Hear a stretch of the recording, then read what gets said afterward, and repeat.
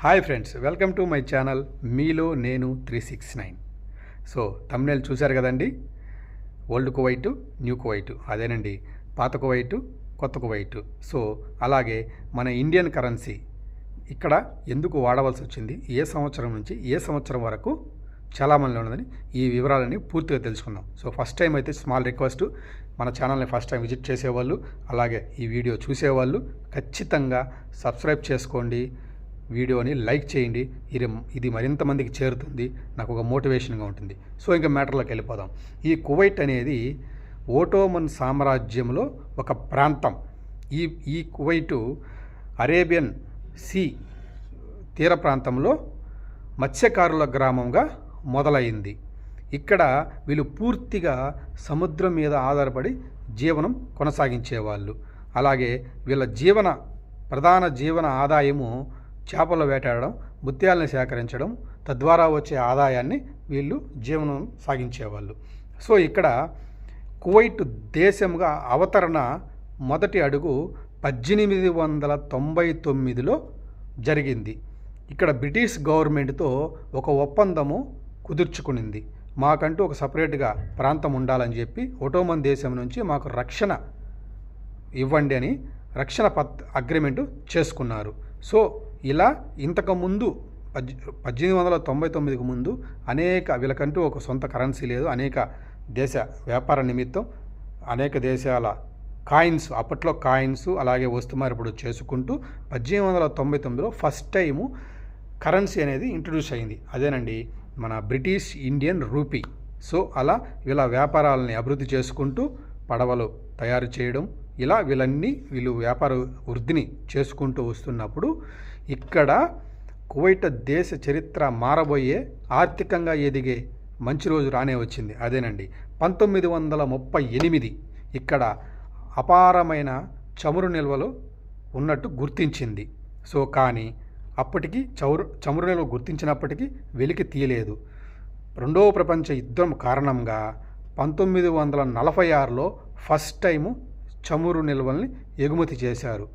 So అప్పటి నుంచి ఈ కువైటు ఆర్థికంగా నిలదొక్కోవడానికి ప్రధాన కారణమైంది. సో ఇక్కడ మళ్ళీ కరెన్సీ మార్పు చెందింది. అది ఎప్పుడో చెప్పుకుందాం. ఇండియన్ గవర్నమెంట్కి 1947లో ఇండిపెండెన్స్ వచ్చింది.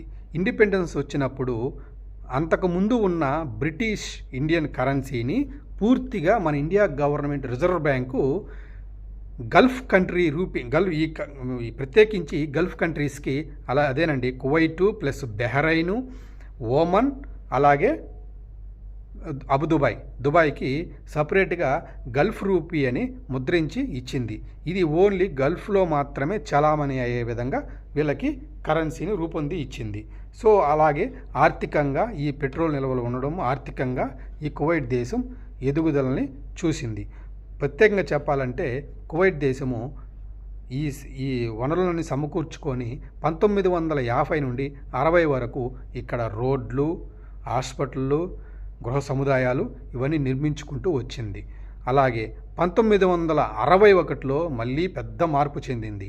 అదేనండి మన ఇండియన్ గవర్నమెంట్ కరెన్సీ డీవాల్యూ అయిపోవడం, అలాగే కువైట్ దేశం మాకు స్వతంత్ర దేశం కావాలని బ్రిటిష్ని అపీల్ చేయడం, బ్రిటిషు 1961 జూన్ 19వ తేదీ కువైట్కి ఇండిపెండెన్స్ ఇచ్చేసిందనమాట. సో ఇదే క్రమంలో ఇండియన్ గవర్నమెంట్ కూడా కరెన్సీని వెనక్కి తీసుకోవడం, అదే నెలలో 1961 29వ తేదీ ఫస్ట్ టైం కువైట్ దినార్ అనేది ఇంట్రడ్యూస్ అయింది. ఇది రావడం ఊరికే రాలేదండి, చాలా వాల్యుబుల్గా వచ్చింది. అప్పటికి మన ఇండియన్ కరెన్సీ 1961 ఈ దినార్ అనేది ఇంట్రడ్యూస్ అయినప్పటికీ ₹13.33గా ఉండేది. సో అప్పటి నుండి ఇప్పటి వరకు ద బిగ్గెస్ట్ ప్రపంచవ్యాప్తంగా వాల్యూ ఉన్న కరెన్సీ, చాలా బలమైన కరెన్సీగా ఇప్పటికీ నిలిచింది. ఇప్పుడు మన రూపీ ₹280గా ఉంది. ఒక దినారికి ₹280గా ఉంది. సో అలా అభివృద్ధి చెందుతూ వస్తూ ఉంది.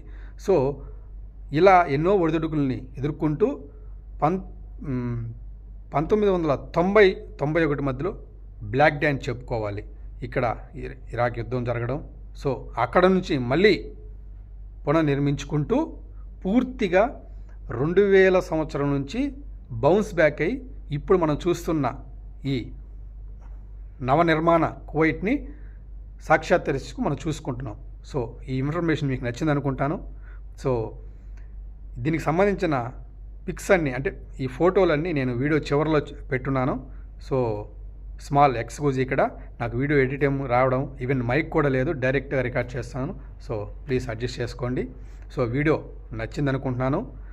ఖచ్చితంగా ఈ వీడియో కొత్తగా చూసేవాళ్ళు ఈ ఇన్ఫర్మేషన్ నచ్చితే కామెంట్ చేయండి. అలాగే మీ వాల్యుబుల్ కామెంట్ను ఇంకా వీడియోలో ఏదైనా ఇంప్రూవ్మెంట్ చేసుకోవాలని సజెస్ట్ చేయొచ్చు. సో సబ్స్క్రైబ్ చేసుకోండి, సపోర్ట్ చేయండి. మన వీడియోలో మరిన్ని కంటెంట్స్ ఇలాంటి వీడియోలు రాబోతున్నాయి. Stay tune. Bye friends. Love you all. Thank you so much.